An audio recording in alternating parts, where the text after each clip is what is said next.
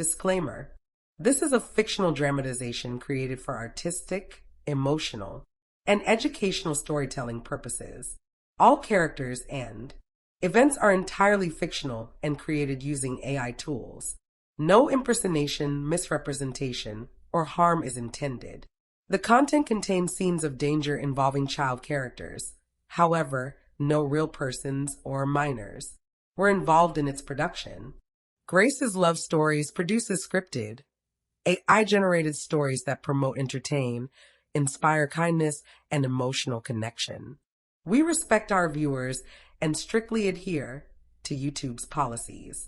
The iron collar around Sarah's throat had rubbed her skin bloody 3 days ago. She stopped noticing the pain somewhere around the second auction house. Standing on the splintered wooden platform in Varath's central square, she fixed her gaze on the cobblestones below, watching boots shuffle past as buyers circled the merchandise. The autumn wind cut through her threadbare shift, but shivering required energy she no longer possessed.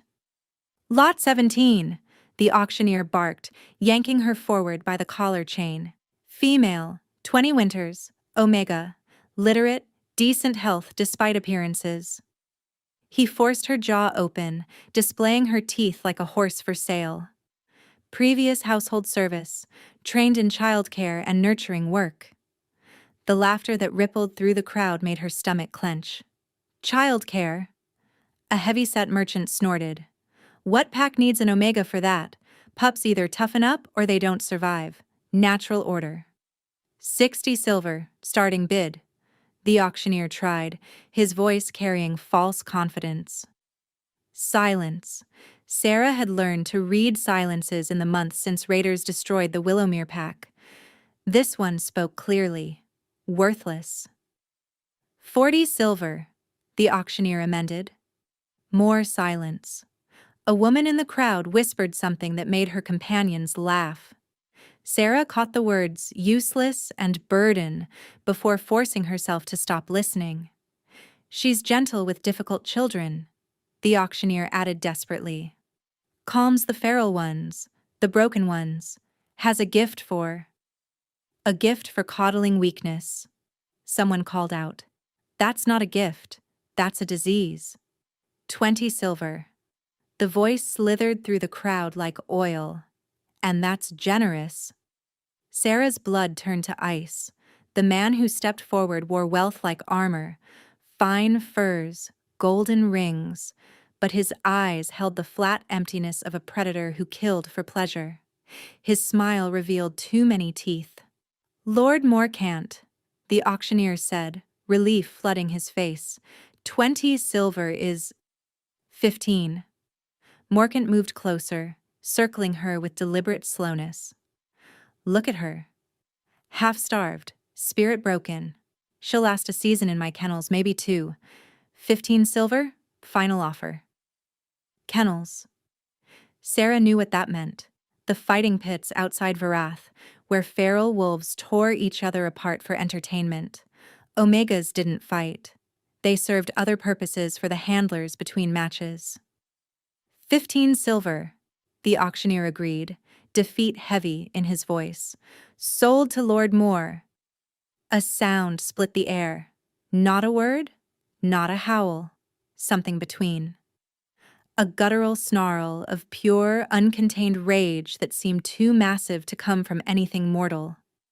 Then Sarah realized it came from a child. The crowd scrambled backward as a small form tore through the square, handlers chasing desperately behind. The boy couldn't have been more than 4 winters old, but he moved like a wild thing, snapping and clawing at anyone who reached for him.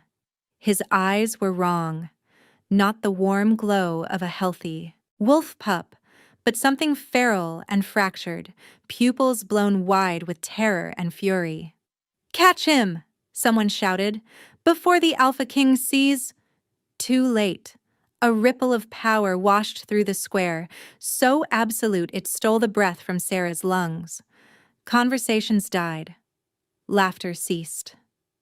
Even the feral child froze mid-snarl as a figure emerged from the crowd. Sarah had never seen the Alpha King of Shadowmere. She'd heard the stories. Everyone had. The conqueror who united the northern territories through blood and iron. The wolf who hadn't smiled since his mate died 4 years ago, leaving him with a son who hadn't spoken a single word since. The man who approached the platform now made those stories seem like understatements. He stood taller than any wolf she'd encountered, broad shoulders beneath black leather armor that bore no ornamentation. His face could have been carved from granite. Sharp jaw, blade-straight nose, eyes the color of molten amber that swept across the scene with cold assessment. Power radiated from him in waves, pressing against her chest, demanding submission from every fiber of her being. "Emmerich!" His voice carried absolute command. "Come here." The child, his son, spun toward the sound. For a heartbeat, something almost like recognition flickered in those damaged eyes. Then the boy's lip curled back, a growl building in his tiny chest. He wasn't going to obey. Sarah could see it in the rigid line of his small body, the way his fingers curved into claws. 4 years of silence and savagery had built walls too high for even his father's voice to breach. The pup's wild gaze swept the square, searching for threat or escape, and landed on Sarah. His growl deepened. Every wolf in the crowd stepped back. Sarah did the opposite. She didn't think. Didn't consider the chains binding her wrists or the collar around her throat, or the 100 ways this could end in her death. She simply dropped to her knees, lowering herself below his eye level, and let her body go soft, submissive, safe. "It's all right," she murmured, her voice barely a breath. I know it's too loud and too bright and nothing feels right. I know." The growl faltered. "You're not broken." She kept her eyes down, her shoulders curved inward. "You're just lost. And lost things can be found again." Silence crashed through the square. The pup took one step toward her, then another. His growl had faded to a confused whimper, his shattered gaze searching her face for the trick, the trap, the pain that always followed. Sarah opened her arms. The Alpha King's son, the child no handler could touch, no healer could reach, and no nursemaid could survive, crawled into her embrace and buried his face against her neck. She felt his small body trembling, felt the desperate way his fingers clutched her threadbare shift, and something cracked open in her chest. "There you are," she whispered, holding him gently. "There you are." When she finally looked up, the Alpha King was staring at her with an expression she couldn't read. His wolf-bright eyes burned with something between shock and hunger, his powerful frame utterly still. 1,000 gold. His voice cut through the stunned silence like a blade through silk. "The Omega is mine." The journey northward lasted 5 brutal days.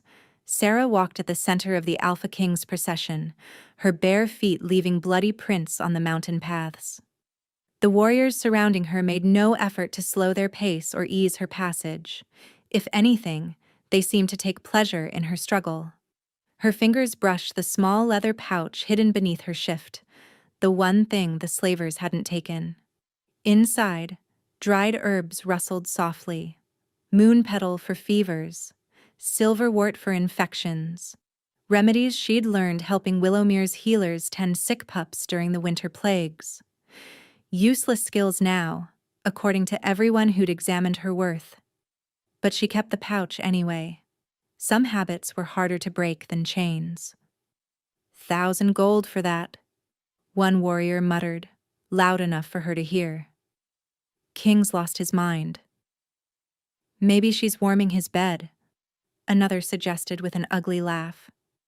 "Though I can't imagine why. Skinny little thing would snap in half." "Doubt it. He hasn't touched anyone since the queen died. 4 years of cold sheets." The first warrior spat on the ground near her feet. "No, this is about the pup. Thinks this Omega can fix what's unfixable." Sarah kept her eyes forward and her mouth shut. She'd learned long ago that responding to cruelty only invited more. The pup, Emmerich, traveled in a covered wagon at the head of the procession. She caught glimpses of him occasionally, his small face pressed against the canvas gap, watching her with those unsettling, broken eyes.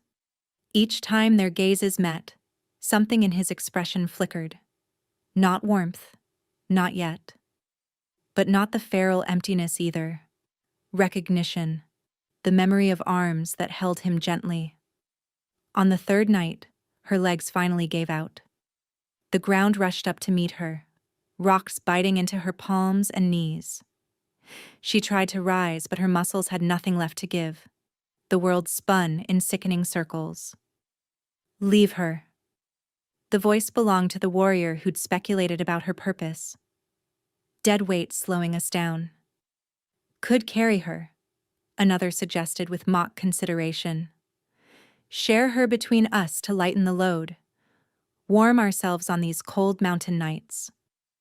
Rough laughter echoed off the stone walls of the pass. You'll do nothing of the kind. The laughter died instantly. Sarah blinked sweat from her eyes to see the Alpha King standing over her, his towering presence blocking the moonlight. His amber gaze swept across his warriors, and whatever they saw in his face made them retreat several steps. Without a word, he shrugged off his heavy traveling cloak and draped it over her trembling shoulders. Then he crouched, one arm sliding beneath her knees, the other supporting her back, and lifted her as easily as she'd lifted his son. "My lord," she whispered, shame burning her cheeks. "I can walk. I just need a moment." "You need rest." His voice held no warmth, but no cruelty either. Simply fact. Sleep. We reached Shadowmere by dawn. She wanted to protest. Wanted to prove she wasn't the burden his warriors believed her to be. But his arms were steady and warm, his heartbeat a solid rhythm against her ear, and exhaustion dragged her down into darkness before she could form another word. When she woke, she was lying on furs in a wagon, the cloak still wrapped around her, and small fingers were tangled in her hair. Emmerich had crawled in beside her sometime during the night. He lay curled against her side, one fist clutching a strand of her dark hair like a lifeline, his breathing deep and even. Peaceful. The warrior driving the wagon glanced back, his eyes widening. "Don't," Sarah whispered, terrified any sudden movement would shatter the moment. "Please don't startle him." The warrior stared at the sleeping child, the feral prince who'd sent 6 handlers to the healers, and slowly turned back around without a word. They reached Shadowmere as gray dawn bled across the sky. The fortress erupted from the mountainside like a jagged wound, all black stone and sharp angles. Towers clawed toward the clouds, walls bristled with iron spikes. Even the gates seemed designed to intimidate, carved with snarling wolves whose stone eyes followed every visitor. Inside, the courtyard confirmed her fears. Warriors drilled in brutal formations, their movements precise as blades. Pups, some barely old enough to walk, practiced combat forms with wooden weapons, their small faces set in grim determination. No one smiled. No one laughed. The only sounds were commands, grunts of exertion, and the constant clash of training steel. "Welcome to Shadowmere," a voice said behind her. Sarah turned to find a woman with iron gray hair and a face carved from efficiency. Her eyes assessed Sarah with neither kindness nor cruelty, simply calculation. "I am Marin, head of household. You'll answer to me for daily duties." Her gaze dropped to Emmerich, who still clung to Sarah's hand. "And apparently, for the prince as well, though I suspect that arrangement won't last." "Why not?" Marin's expression flickered. "Because Lord Valdric has other opinions about the prince's care." As if summoned by his name, a shadow fell across the courtyard. The man who approached shared the Alpha King's height and the sharp angles of his features. clearly family. But where the king's presence commanded through power, this man's demanded through menace. His eyes were pale as winter frost, his smile a thin blade. So this is the Omega who bewitched my nephew's broken pup. Valdric circled her slowly, his gaze dissecting. Knelt in the dirt and opened her arms like a proper broodmare. Lord Valdric. Marin's voice held careful neutrality. The king instructed. I know what my nephew instructed. Valdric stopped directly in front of Sarah, close enough that she could smell iron and something rotten beneath his expensive cologne. 1,000 gold. For a gift with children. He laughed, the sound empty of all warmth. In Shadowmere, we don't coddle children, we forge them. The prince will never become the alpha he was born to be if he's coddled by some Omega nursemaid. Sarah's hand tightened around Emmerich's fingers. The boy had gone rigid, his breath quickening. The prince needs, she began. The prince needs nothing from you. Valdric's ice-colored stare hardened. Remember that, Omega. Whatever my nephew believes he saw in that square, he was wrong. Softness is sickness here, and I am very good at cutting out disease. He turned and strode away, his cloak snapping behind him. Marin exhaled slowly. I warned you. What is he? Sarah asked quietly, watching Valdric's retreating form. To the king? His uncle, his advisor, the beta of Shadowmere Pack. Marin hesitated. The man who raised him after his parents died, and the man who believes mercy is merely weakness wearing a pretty mask. She leaned closer, her voice dropping to barely a whisper. Stay far from him, girl. If you value breathing, pray Lord Valdric forgets you exist. 3 weeks passed in Shadowmere, and Sarah learned to navigate its brutal rhythms. Dawn brought the clash of training weapons. Noon brought silent meals where warriors ate with mechanical efficiency. Dusk brought exhausted wolves limping to their quarters, nursing injuries they refused to acknowledge. And every day, without exception, young Emmerich was dragged to the training yards. She watched from the kitchen windows as handlers forced him through combat drills designed for wolves twice his age. He didn't fight back. Not anymore. The feral rage had dulled into something worse. Hollow compliance. He moved through the forms like a ghost, his broken gaze staring at nothing. But every night, he came to her. The first time, Sarah woke to small fingers tugging her blanket. Emmerich stood in the darkness of her tiny servants' quarters, trembling violently, his cheeks wet with tears he couldn't shed and screams he couldn't voice. Nightmare? She whispered. He didn't answer, couldn't answer, but he crawled into her narrow bed and pressed himself against her side. I've got you.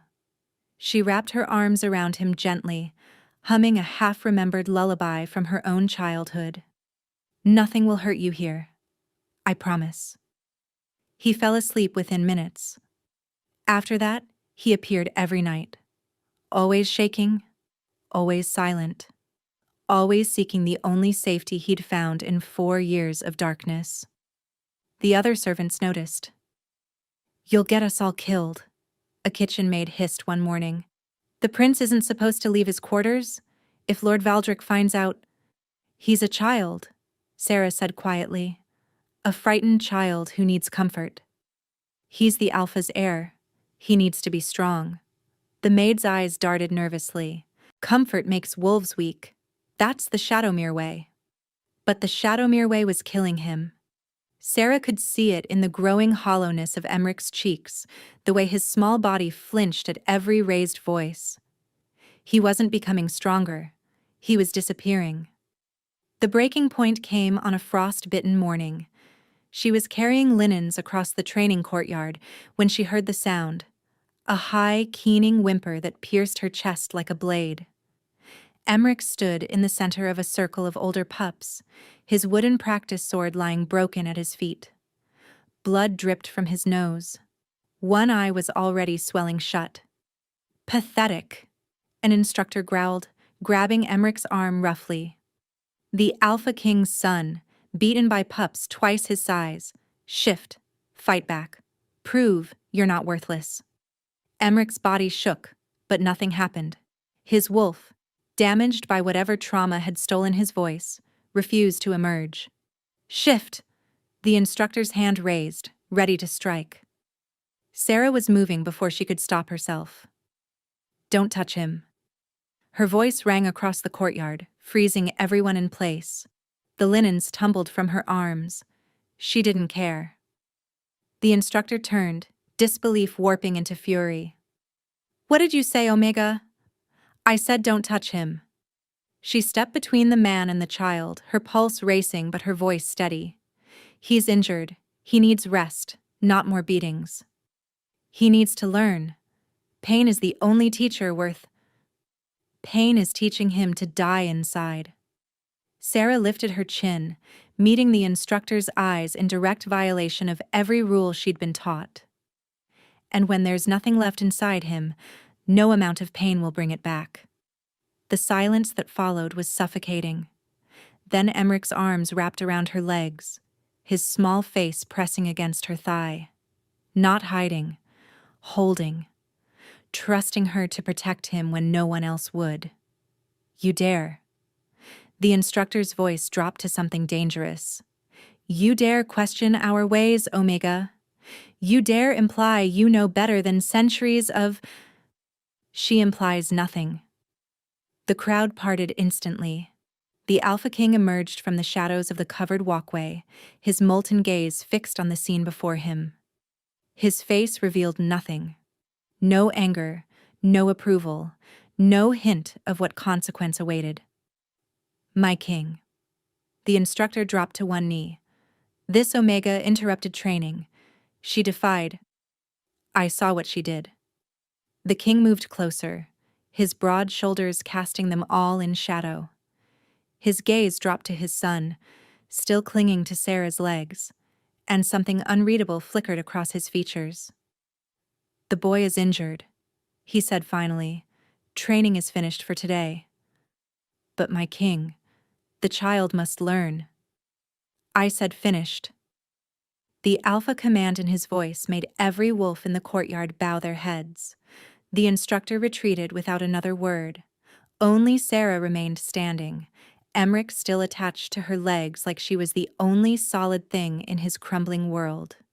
The Alpha King stared at her for a long moment. His expression remained stone, but his eyes burned with something that looked almost like gratitude. Then he turned and walked away, without a word. That night, Emmerich came to her quarters earlier than usual. But when she opened the door, the child wasn't alone. A servant stood behind him, face pale with terror. The Alpha King commands your presence, both of you. Her voice shook. In his private chambers. Immediately. Sarah's breath caught. She looked down at Emmerich, whose small hand had already found hers, and she saw it, the first spark of something other than fear in 4 years. Trust. He trusted her. Whatever waited in those chambers, he trusted her to face it with him. She squeezed his fingers gently. Then we shouldn't keep him waiting. The Alpha King's private chambers were nothing like Sarah expected. She'd imagined cold stone and brutal functionality, a reflection of the fortress itself. Instead, warmth greeted her. A fire crackled in a massive hearth. Thick furs covered the floor. And along one wall, preserved behind glass, hung a woman's gown of moonlight silver, displayed like a sacred relic. The king stood at the window, his back to them, silhouetted against the night sky. He didn't turn when they entered. Leave us, he told the servant. The door closed with a soft click. Silence stretched. Emmerich's grip on Sarah's hand tightened, but he didn't retreat. Something had shifted in him since the courtyard, a fragile thread of courage she was terrified of breaking. 4 years. The king's voice was quiet, rough-edged. 4 years, 17 handlers, 3 healers, 2 shamans from the eastern reaches. He turned finally, and Sarah saw exhaustion carved into the hard lines of his face. None of them could touch him without blood. None of them could make him sleep through a single night. His amber eyes dropped to their joined hands. And then you knelt in the dirt of a slave market, and my son crawled into your arms like you were the answer to a prayer I'd stopped believing in. Sarah's throat tightened. My lord, I only... How? The word cracked like breaking ice. How did you know what to do? What to say?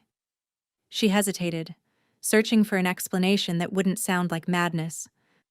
I didn't know, my lord, I just felt. He was so frightened, so alone. I remember what that feels like. The Willowmere Pack. He'd clearly read whatever records existed. Raiders destroyed them 8 months ago. Yes, my lord. You lost everyone. Yes. The king moved closer, his powerful build blocking the firelight. This near, she could see the shadows beneath his eyes, the tension in his jaw, the weight of a kingdom and a broken child slowly crushing him. Emmeric's mother was called Lysara. Sarah's breath caught. The silver gown on the wall suddenly made terrible sense. She died bringing him into the world. The king's voice had gone hollow. There were complications. The healers tried, but... His hands clenched at his sides. She held him once, smiled at him once. Then she was gone. My lord, I'm so sorry. He screamed for 3 days after. The king's eyes were distant, lost in memory. Then he simply stopped. Stopped crying. Stopped reaching for comfort and stopped making any sound at all. The healers said his wolf retreated so deep they couldn't find it, that the bond between mother and child had been severed so violently he might never recover. Sarah looked down at Emmerich, who stood silent and watchful beside her. 4 years of imprisonment inside his own grief. 4 years of adults trying to force him into shapes he couldn't hold. They were wrong, she said softly. Were they? His wolf isn't gone, my lord. It's hiding, protecting him from more pain. She knelt slowly, bringing herself to Emmerich's level. Sometimes the bravest thing a wolf can do is wait until it's safe to come out again. Emmerich's wounded eyes met hers, and for the first time, she saw something beneath the damage, a flicker of the child he might have been, the child he could still become. You're the first person he's touched willingly since Lysara died. The king's voice had dropped to barely a whisper. The first person he's sought out. The first person he's trusted. The weight of those words settled over her like a mantle. I won't betray that trust, my lord. No. He studied her face with an intensity that made her skin warm. I don't believe you will. He moved to a side table, pouring wine into 2 goblets with hands that weren't quite steady. My uncle believes I've made a mistake. That softness with the boy will ruin him, make him unfit to rule. And what do you believe, my lord? The question hung between them. For a long moment he simply stared into his wine, the firelight casting dancing shadows across his carved features. I believe my son was dying by inches. I believe I've tried everything else. And I believe... He looked up, his wolf-bright stare burning into hers. I believe you might be the only person in this fortress who sees him as a child instead of a broken weapon to be reforged. Sarah's chest tightened. My lord. You'll continue working with him. Privately. Away from the training yards. His tone shifted back to command, but something softer lingered beneath. I'll inform the household. No one will interfere. Thank you, my lord. Don't thank me yet. He set down his goblet, shadows returning to his expression. My uncle won't accept this quietly. Valdric believes mercy is poison, and he's spent 20 years building Shadowmere on that foundation. His jaw tightened. He raised me after my parents fell to betrayal, taught me that kindness invites destruction. Do you believe that? The question escaped before she could stop it. Sarah braced for anger, for dismissal, for the cold authority she'd seen him wield. Instead, he laughed, a broken, bitter sound. I believed it completely. Until I watched my son die behind his own eyes and realized that cruelty wasn't saving him. It was finishing what grief had started. He crossed to where she still knelt, extending his hand to help her rise. The contact sent unexpected heat racing up her arm. Stay far from Valdric, he said quietly, not releasing her hand. He won't show you the mercy I have, and I cannot always be here to protect you. Where are you going, my lord? Border disputes in the eastern reaches. I leave at dawn. His thumb brushed across her knuckles. Unconscious or deliberate, she couldn't tell. I may be gone several weeks. And Emmerich? Stays here, with you. His golden eyes held hers, and she saw it then, the terror he hid beneath his iron control. Fear for his son. Fear of hope. Fear of what it might mean if she succeeded where everyone else had failed. Keep him safe, Sarah, please. Her name in his voice did something dangerous to her heartbeat. I will, my lord. I swear it. He nodded once, then released her hand and stepped back. The distance felt like loss. Kale. She blinked. My lord? My name. A ghost of something that might have been warmth crossed his features. When we're alone, you may call me Kale.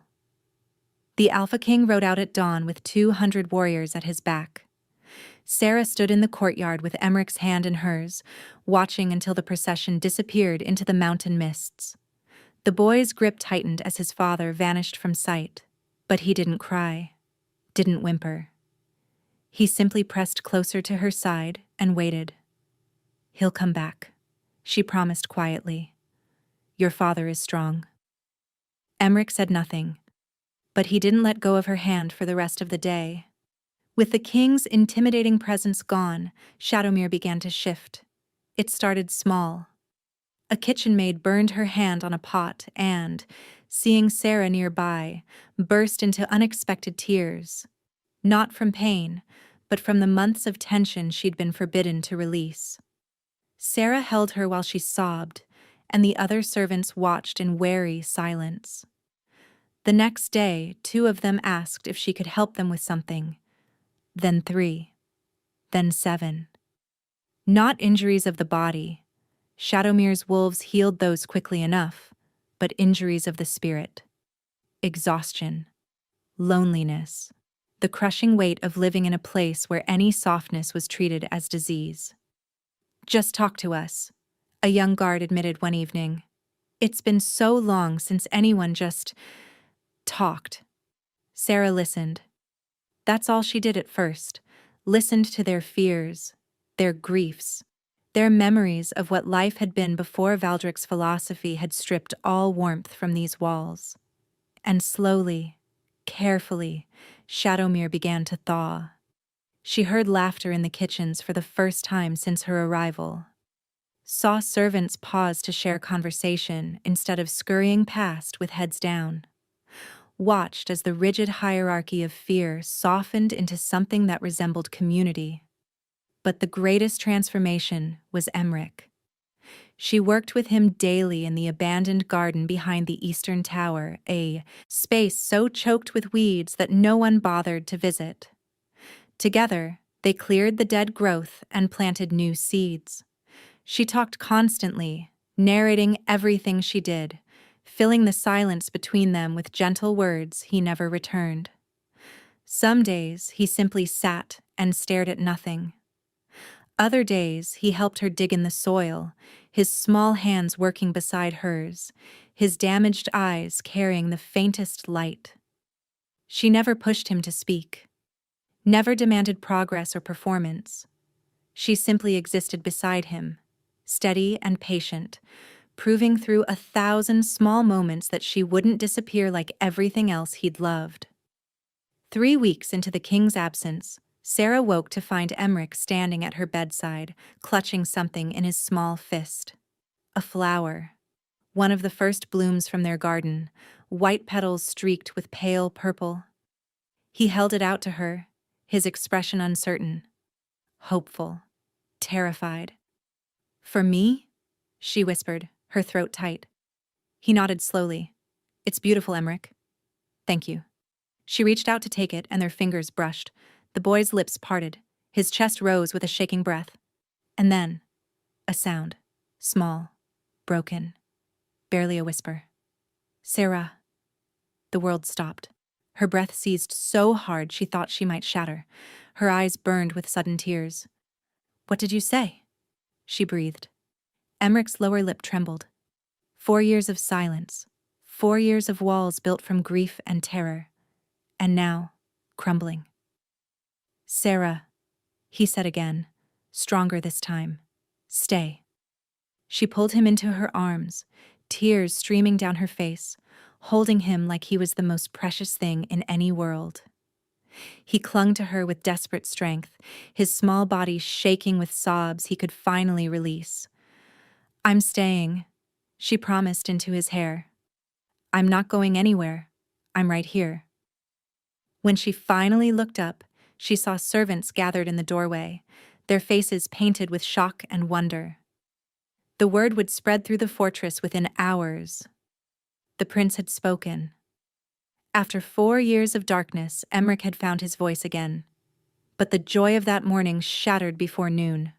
Horns echoed from the watchtower, not the triumphant call of victory, but 3 sharp blasts that made every wolf in Shadowmere go still. Distress, emergency, return. The king's hunting party thundered through the gates an hour later, their wolves lathered and wild-eyed. At their center, carried on a makeshift stretcher, lay a figure drenched in blood. Not the king. Lord Valdric. "Ambush in the mountain pass," a warrior gasped. "Enemies we didn't see coming. The king fights on, but Lord Valdric, the Silver Blades?" Sarah pushed through the crowd. Emmerich clutched against her chest. She saw Valdric's gray face, the black veins already spreading from the wounds in his chest. Silver poisoning, the same death sentence she'd watched claim her own pack's warriors. "Where are your healers?" she demanded. "Dead," the warrior said flatly. "First ones targeted in the ambush." Marin appeared at her side, face grim. "We have no one left who can fight silver poison." Sarah looked down at the man who'd threatened her, who'd promised to cut out the disease of her softness, the man who wanted Emmerich forged through cruelty rather than healed through love. Her enemy. Her fingers found the herb pouch at her hip. Moon petal. Silverwort. The remedies she'd learned in Willowmere, tending sick and wounded pups through long winter nights. "I can try," she heard herself say. "There's a chance." Valdric's eyes snapped open, pale and furious despite his agony. "Don't touch me," he snarled, bloody foam flecking his lips. "I'd rather die than be saved by Omega weakness." "That can be arranged," someone muttered. But Sarah was already kneeling, already pulling herbs from her pouch with practiced efficiency, crushing moon petal and silverwort into a paste. "I don't care if you hate me," she said quietly. "I don't care if you'd rather die. There's a boy in this fortress who lost his mother the day he was born, and nearly lost himself to the grief. He just spoke his first words in 4 years, and I won't let him watch his great-uncle die if I can prevent it." Valdric's winter stare widened. "The boy spoke?" "Her name," Marin confirmed softly. He said her name. Something flickered across Valdric's ruined face. Shock, confusion, and underneath it all, the faintest crack in his certainty. Then his eyes rolled back, and his body went limp. Sarah worked through the night. Valdric survived. 3 days of fighting the silver's spread. 3 nights of forcing bitter medicines down his throat while he drifted in and out of consciousness. But his color returned, his breathing steadied, and the black veins slowly retreated. On the fourth morning, he woke fully. Sarah was changing his bandages when his cold eyes focused on her face. She braced for fury, for threats, for the cruelty she'd come to expect. Instead, he simply stared at her with an expression she couldn't read. "Why?" he rasped. "I told you why?" "For the boy." His voice was weak, but bitter. "Not for me." "Does it matter?" She secured the fresh bandage with careful hands. "You're alive. That's what counts." "It shouldn't be." He turned his face away. "Your kind of mercy, it makes us vulnerable. Opens doors that should stay locked." "Maybe some doors need opening."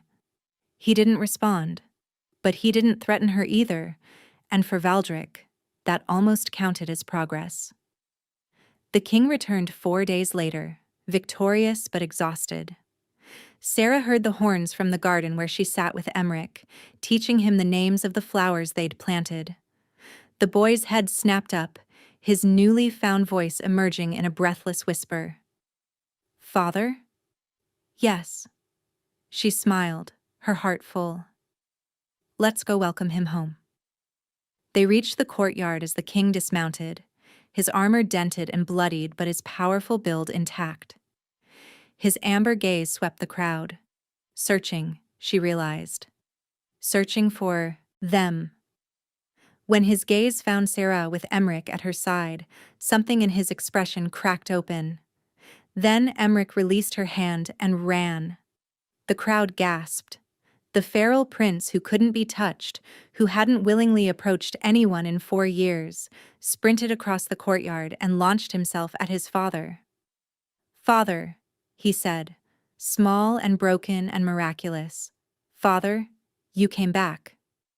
The Alpha King caught his son, lifting him easily, holding him so tight Sarah thought he might never let go. His eyes squeezed shut, his shoulders shook. And the mighty ruler of Shadowmere wept without shame before his entire pack. Later, after the reunion, after the reports, after Valdric had been visited and the miracle of Emmerich's voice confirmed, the king summoned her to his chambers. "You gave me back my son." He stood before the fire, Emmerich sleeping peacefully in the adjoining room, the first time the child had slept in his own bed in months. His wolf-bright eyes held hers with an intensity that made breathing difficult. "You gave him back to himself," she corrected softly. "I just stayed." "You stayed." He moved closer. "When everyone else tried to force and fix and control, you simply stayed. You saw him when no one else could." His hand rose, fingers brushing her cheek with devastating gentleness. "You saw me too. Kale. I've been so afraid." The confession seemed torn from somewhere deep. Afraid of wanting things I couldn't protect.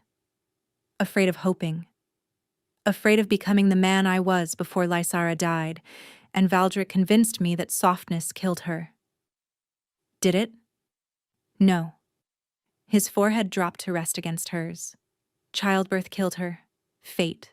Cruelty of the gods. Not kindness. Never kindness. His breath shuddered. "You've shown me that. You've shown this whole fortress." Sarah's pulse raced. "I'm just an Omega, a slave you bought at auction." "You're the woman who saved my son's soul." His lips hovered over hers, close enough to taste. "And if you'll let me, I want to spend the rest of my life showing you what that means to me." The kiss, when it came, was soft as snowfall. Then deeper, hungrier. 4 years of loneliness meeting 8 months of grief. 2 broken people finding wholeness in each other's arms. When they finally parted, breathless and trembling, Sarah saw her future written in his golden eyes. But that future shattered 3 nights later. A servant shook her awake, face pale with terror. "The prince is missing. Lord Valdric says he knows where the boy went and requests your help to find him." Sarah's blood ran cold. Something felt wrong. Deeply, terribly wrong. Where's the king? Council meeting in the Eastern Tower. Valdric said not to disturb him, said you could handle it quietly. Every instinct screamed danger. But Emmerich, her Emmerich, who'd just found his voice, who trusted her completely, was missing. She followed the servant through darkened corridors, descending stairs she'd never seen, until they emerged in a torchlit chamber deep beneath the fortress. Valdric waited alone. No Emmerich, no guards, just ice-colored eyes gleaming with something that looked horribly like satisfaction. "Where is he?" Sarah demanded. "Where's Emmerich?" "Safe in his bed." Valdric smiled. Sleeping peacefully, he was never missing at all. The door slammed shut behind her. "You saved my life," Valdric continued, circling slowly.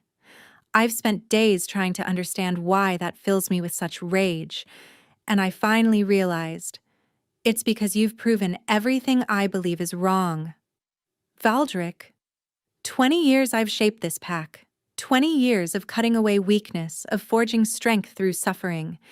And you undid it all in a matter of weeks, with nothing but gentle words and open arms." His voice cracked. "My nephew looks at you like you hung the stars. The boy calls your name in his sleep.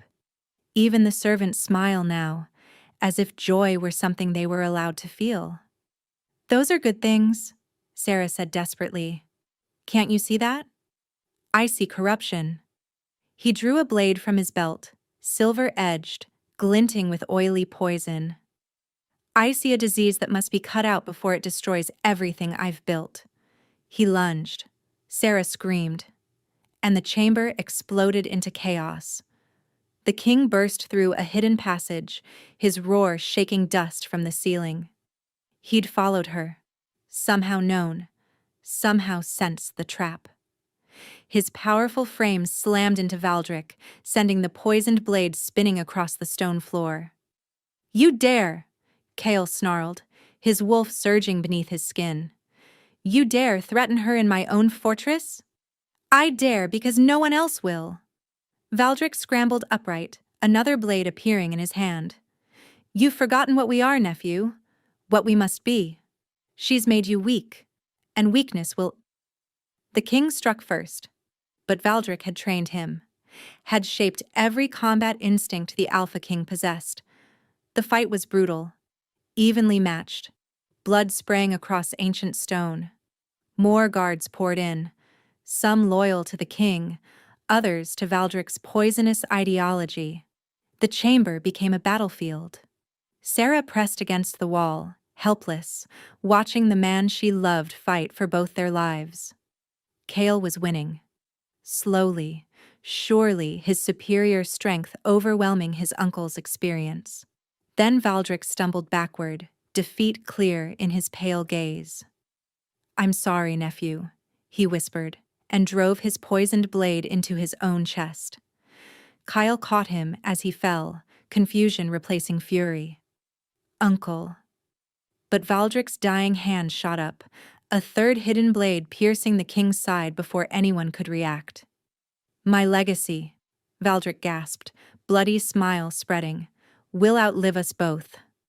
He went limp, and Kale collapsed into Sarah's arms, silver poison already spreading through his veins. They carried him to his chambers, Sarah never leaving his side. The poison worked fast, faster than it had in Valdric. The blade must have been coated with something stronger, something designed to kill. Quickly and absolutely. Black veins spread beneath his skin like dark rivers. His breathing grew shallow, labored. His amber eyes, when they opened, were clouded with pain. "Sarah," he breathed, "I'm here."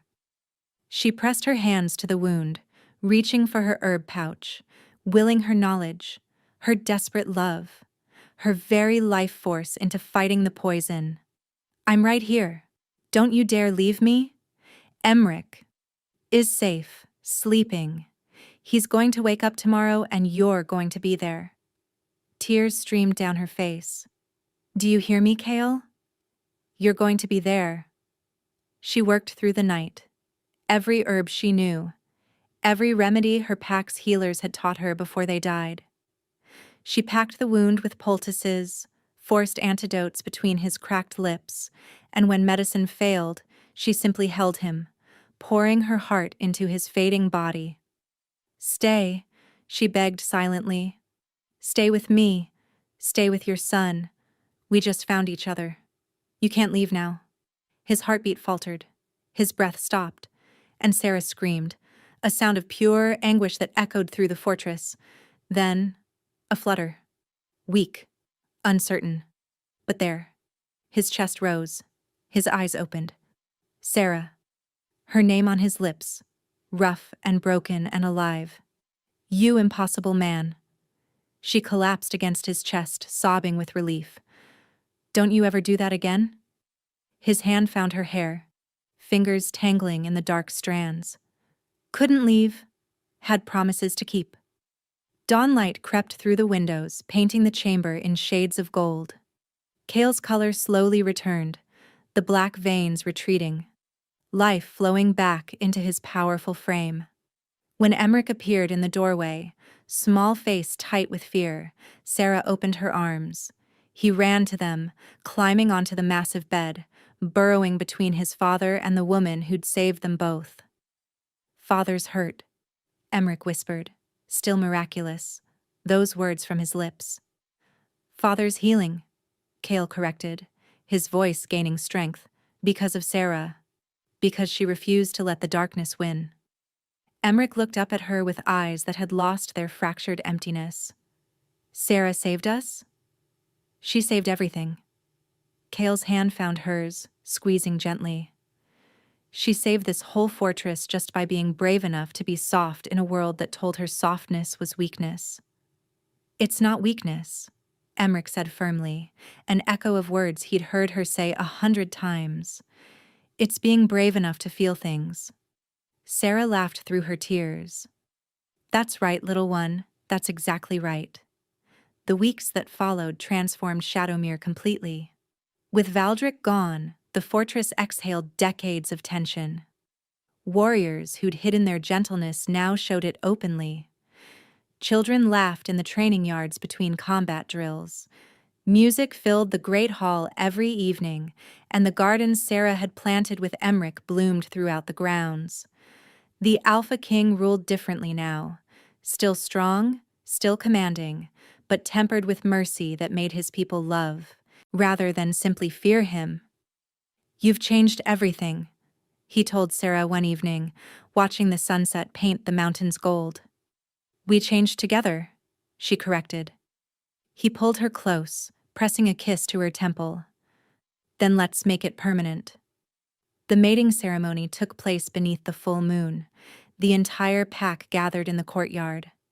Sarah wore a gown of silver and white, a gift from Kale that made her feel like the queen she was about to become. But the moment that shattered her heart and rebuilt it happened just before the king marked her as his mate. Emmerich stepped forward from the crowd, his small face solemn and certain. "Sarah?" His voice carried clearly across the silent courtyard. "Yes, sweetheart." He took a shaking breath, 4 years old, still healing, still finding his courage. Then he spoke the word she'd never expected to hear. "Mama." The courtyard gasped, Kale's arms tightened around her, and Sarah dropped to her knees, pulling the boy into an embrace that held all the love her heart could contain. "Yes," she whispered through tears. "Yes, my brave boy. I'm your mama. Forever." When she rose, Kale's molten gaze glistened with unshed tears, the mighty Alpha King undone by a single word from his son. "My family," he said, voice rough with emotion, "my heart, my home." Under the silver light of the moon, he marked her as his mate, a gentle bite that promised forever. And in the years that followed, Shadowmere became known throughout the territories not for its cruelty or its strength, but for something far more powerful. A fortress where broken things were healed, where lost children found their voices, where an Omega slave and a grieving king built a family from the ashes of their sorrows, and where love, soft, stubborn, unrelenting love, proved stronger than any weapon ever forged.